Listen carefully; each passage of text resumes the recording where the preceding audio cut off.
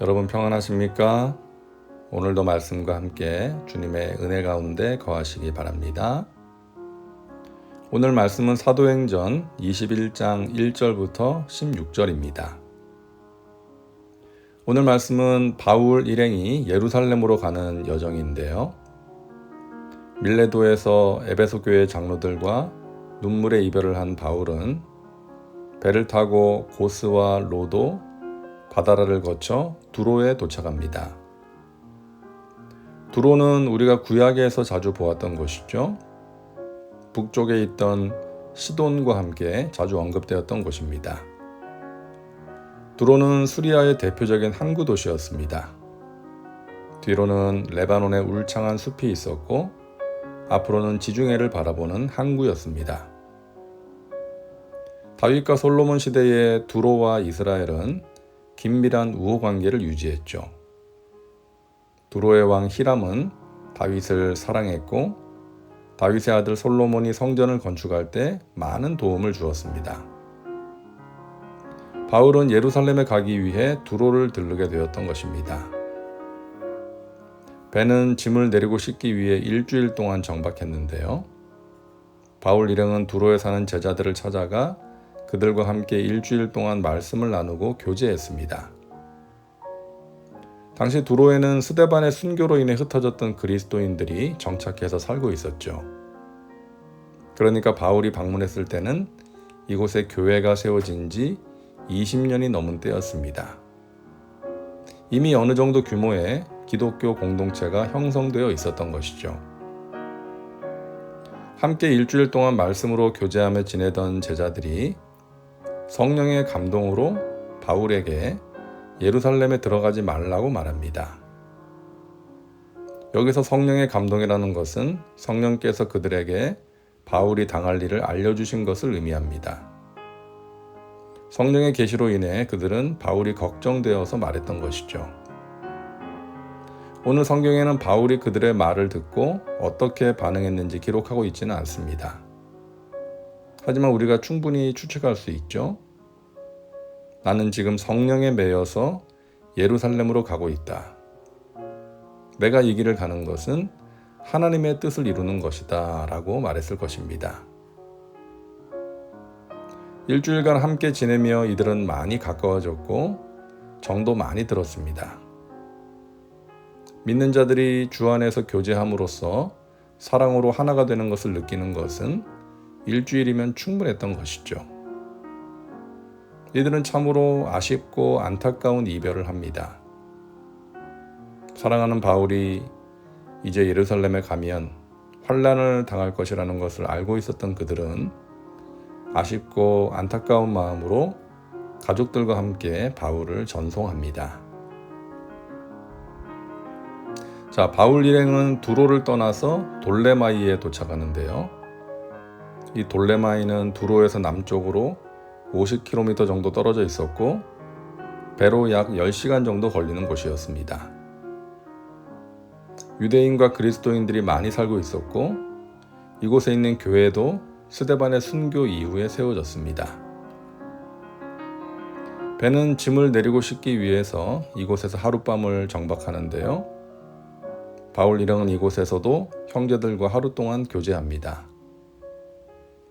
두로에서처럼 충분한 시간은 아니었지만 바울은 형제들에게 자신의 선교 여정에 대해 말하면서 복음이 빠르게 전파되고 있음을 전했을 것입니다.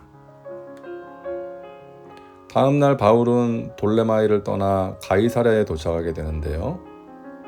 가이사랴는 돌레마이에서 50km 남쪽에 있는 항구 도시였습니다. 당시 유럽에서 배를 타고 지중해를 지나 예루살렘으로 가는 사람들은 가이사랴에서 내려서 육로로 예루살렘까지 갔습니다. 가이사랴에 도착한 바울은 전도자 빌립의 집에 머물렀는데요. 빌립은 사도들이 구제를 위해 세운 7 집사 중 한 명입니다. 그는 전도자였고 에디오피아 내시에게 말씀을 전하고 세례를 베푼 사람이죠. 그때부터 지금까지 가이사랴에 정착해 살고 있었습니다. 바울 일행이 빌립의 집에 머물고 있을 때 아가보라고 하는 선지자가 와서 예언을 하는데요. 여러 날 머물러 있더니 아가보라 하는 한 선지자가 유대로부터 내려와 우리에게 와서 바울의 띠를 가져다가 자기 수족을 잡아매고 말하기를 성령이 말씀하시되 예루살렘에서 유대인들이 이같이 이 띠 임자를 결박하여 이방인의 손에 넘겨주리라 하거늘. 아가보라고 하는 선지자가 바울이 예루살렘에서 겪게 될 일을 행동을 통해 예언한 것입니다. 그는 바울의 띠를 가져다가 자기 손과 발을 묶고 말합니다. 성령께서 말씀하시는데 예루살렘에서 유대인들이 이 띠의 임자를 결박해서 이방인의 손에 넘겨줄 것이다 라고 말합니다. 바울이 예루살렘에 가면 유대인들이 그를 잡아서 이방인, 그러니까 로마의 관료들에게 넘겨줄 것이다 라고 한 것이죠. 바울과 함께 온 일행들, 그리고 빌립의 집에 모인 사람들은 바울에게 예루살렘으로 올라가지 말라고 권합니다. 바울은 눈물로 자신을 만류하는 그들을 보니 마음이 아팠죠.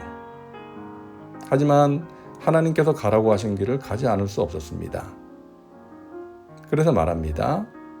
바울이 대답하되 여러분이 어찌하여 울어 내 마음을 상하게 하느냐. 나는 주 예수의 이름을 위하여 결박당할 뿐 아니라 예루살렘에서 죽을 것도 각오하였노라 하니. 바울은 가는 곳마다 예루살렘으로 가지 말라고 하는 말을 들었습니다. 바울을 생각하고 사랑하는 사람들이 바울을 위해서 하는 말이었죠. 예루살렘으로 가지 않으면 좋겠습니다. 가지 마십시오. 거기 가면 생명을 잃을 수도 있습니다. 그걸 알면서 왜 가려고 하세요? 제발 저희들 말을 들으세요. 하지만 바울은 일사각오의 정신으로 예루살렘으로 갑니다. 그것이 자신을 향하신 하나님의 뜻이라는 확신이 있었기 때문이죠. 예루살렘을 거쳐 로마에 가서 복음을 전하는 것이 자신에게 맡기신 사명이요 자신이 달려갈 길이라는 것을 알았기 때문이었습니다. 바울을 만류한 제자들과 형제들의 말은 바울을 생각하는 좋은 생각과 방법이었지만 하나님의 뜻은 아니었습니다. 우리는 하나님의 뜻을 분별할 수 있어야 합니다. 사람들의 정에 이끌려서 사람들의 말만 듣고 행동해서는 안 됩니다. 물론 우리를 생각하고 우리를 위해 기도하는 사람들의 말에 귀를 기울여야 하지만 냉철하게 하나님의 뜻을 분별하고 순종할 수 있어야 합니다. 어떤 때는 사람들의 반대에도 무릅쓰고 그렇게 해야 하는 것이죠. 바울은 죽을 각오로 주의 일에 힘썼습니다. 주 예수의 이름을 위하여, 주 예수께서 맡기신 사명을 위하여 그렇게 한 것이죠. 저와 여러분도 바울처럼, 아니 바울의 100분의 1이라도 닮아서 주 예수의 이름을 위하여, 주님의 교회를 위하여 희생하고 헌신하는 귀한 종들 되시기를 주님의 이름으로 축복합니다. 기도합니다.